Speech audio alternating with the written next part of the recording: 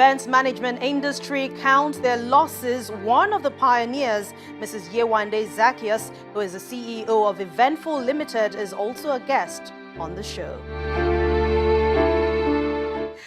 Now, event management practitioners, trust me, are not smiling at all at this time. Mrs. Yewande Zaccheaus, one of the pioneers, gives us an insight into how much damage COVID-19 pandemic has done to their industry and the way forward.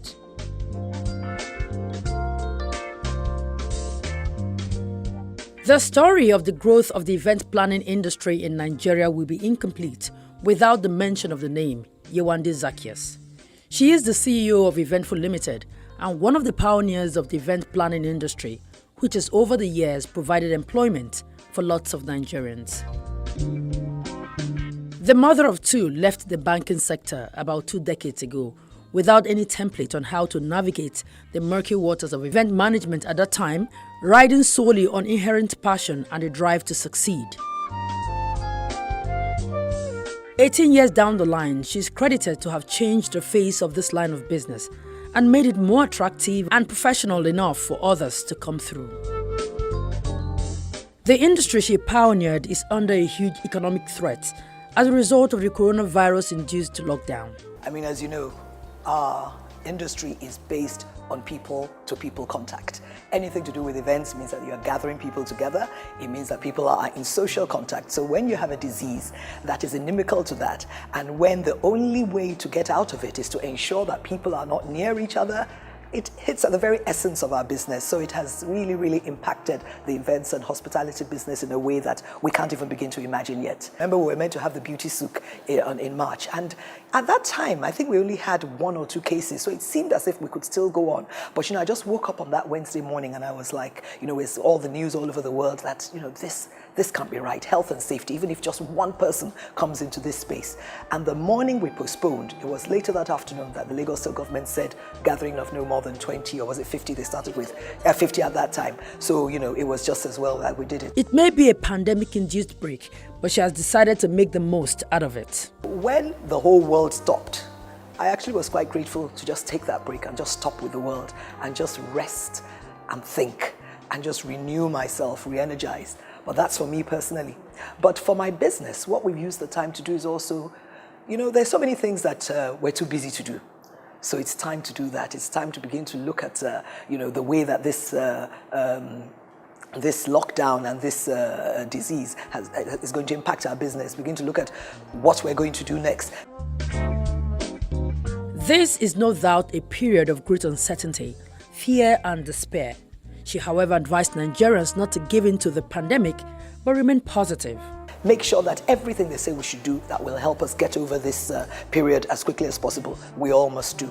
Then don't be afraid, because fear is rampant right now. People are very, very worried. People are worried about losing their livelihood. People are worried about losing their loved ones. But this is not a time for us to be afraid, because if we're afraid, then we're going to give in to this pandemic.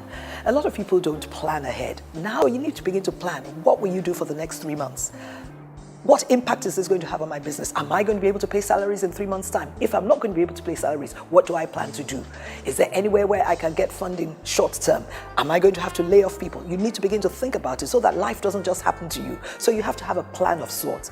You need to actually look out for the, and this is something we don't talk about a lot, but the mental health of your staff, because people are going to be worried. People, who don't, maybe who live alone, they may be very depressed during this period of lockdown. So there's so many other things that are going to come out of this apart from the economic issues. There are going to be a lot of emotional and mental health issues, so we need to watch out for that. And I think also we need to look out for the opportunities. Now, for instance, the people who are in the tech space, this is going to be their time. I mean, without a doubt, a lot of businesses are going to have to move into digital and virtual spaces. So we're going to need people to be creating all kinds of apps for us. So we have to look out for opportunities as well. So this is a time, it's at a time of crisis also. That is a time of opportunity. Now, the effect on your business, how ready are you for it? We need to take health and safety a lot more seriously now in this country, everywhere in the world. I mean, we need to have standards and maintain those standards. For instance, when you rent a venue and you say you're going to have 800 guests and we end up having 1,200, that's not going to happen again. We may have to have the situation where they have abroad, as you come into a venue, there's a ticker system, and once the number of people are there, you don't allow people in until other people go out. We may have to have statutory spacing. Only this number of seats per table, and there must be this number of meters between tables. These are all the kind of things that may come out, and these are the kind of plans that we need to have. And then, of course, what is much more important, and I think this will probably affect our corporate events more, is that people are really going to go digital, because for a while, even after it's over, people are going to be afraid to be in spaces where there are a lot of people. You know, what's going to happen to our souks? It's a marketplace. Our fashion souk, our street souk, our food souk, it was a gathering of people. So are we going to have to change that model? Are we going to have an online experience now? So there are all kinds of things that we need to think about, you know, and so clearly businesses will be affected. So whilst I think things will change, because of our nature as human beings, because we are still first human beings, we need that contact. I mean, right now, it was a couple of days ago, I did a fellowship, it was online by Zoom. I did my exercise and dance class, it was online by Zoom. My friend's mother, it was her birthday, she had a little video, but it's not sustainable. Yeah. People want to see people want to talk to people, so we will get back to that. But it's just that for this season and for this period of time, we need to just be sure that we're ready to understand what people's feelings are and to be sympathetic to them and let people know that we are thinking about them. I mean, from now on, I mean, before you came into my home, you had to wash your hands, you had to use sanitizers. That, of course, will be a given at any event venue now, so that people will feel comfortable. And then we need to talk to the people who are in the food business, hygiene around food, hygiene around, and then people who run venues, hygiene around the bathrooms and toilets. Things will have to improve. So at the end of the day, though it is a tragic time of such great loss and devastation, I believe that some good will come out of it. With such great loss and devastations, she believes one of the ways to get out of it is by government interventions when the pandemic is over. Yes, I mean, we appreciate the fact that, I mean, the government has come up with this, I think it's 50 billion, but it's for SMEs as well as households. And I understand there are over 80,000 SMEs in the country. So even though it looks like a huge amount of money, it's never going to be enough.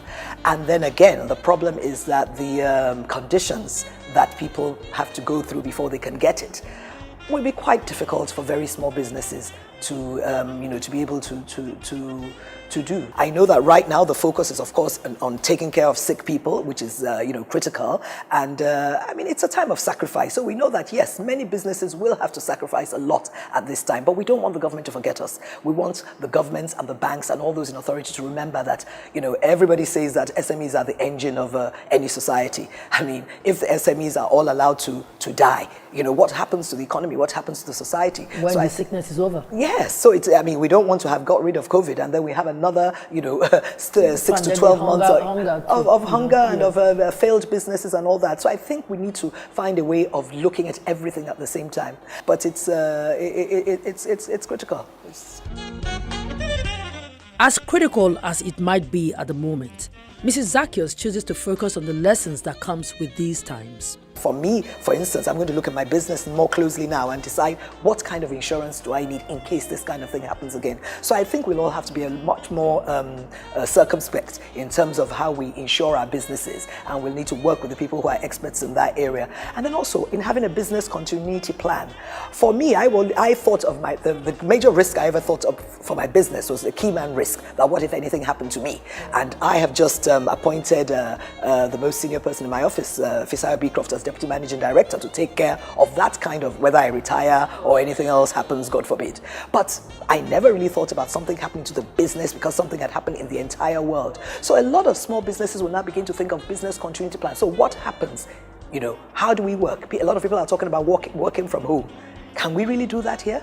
Most of our staff, when they come into work in the morning and the generator is on, you can see everybody plug in their phones. Are these people going to be able to stay at home and be online working 24 hours? So the reality of our situation is that working from home may not be that easy. Now, when we look at the situation right now, one might just want to think that this will affect the economy so bad that maybe we may not be able to recover in the next 2-3 years. But are you optimistic that we might just bounce back?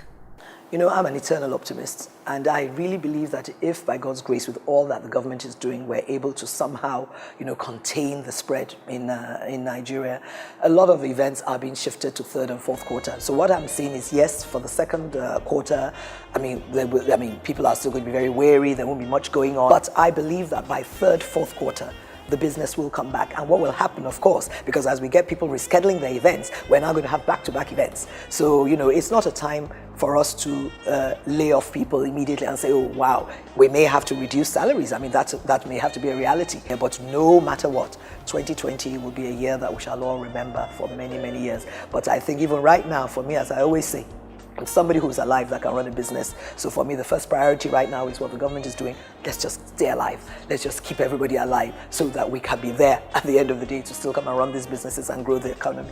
Now, just like many, Mrs. Yewande Zaccheaus is hopeful that this too shall pass.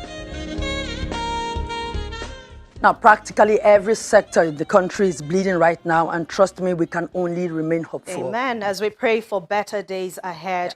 Please be health conscious. Keep your hygiene. Keep everywhere around you clean. Wash your hands. Use your hand sanitizers and maintain social distancing. Please stay at home if you are not on essential duties. That's advice for you as we manage the situation at the moment. But that's our program for today. Thank you so much for watching. Keep up with all our other features. Go to youtube.com/channelsweb. And you can follow us on Twitter. Let's get your feedback. If you want to find out details about the program, just call that number and we'll be here to answer all you need to know. Thank you so much for staying with us and watching today's edition. I'm Anne Nwawadu. And I'm Ogechukwu. Like I always say, we want to meet you alive next week, so stay safe. Now, trust me, some people have been using their lockdown time judiciously. And we now leave you with a bit of the song, We Shall Overcome, released by the Anglican Bishop of Lagos, His Lordship, Right Reverend Dr. Humphrey Olumakaye, and his wife, Professor Motorayo Olumakaye. We shall overcome. We shall overcome. We shall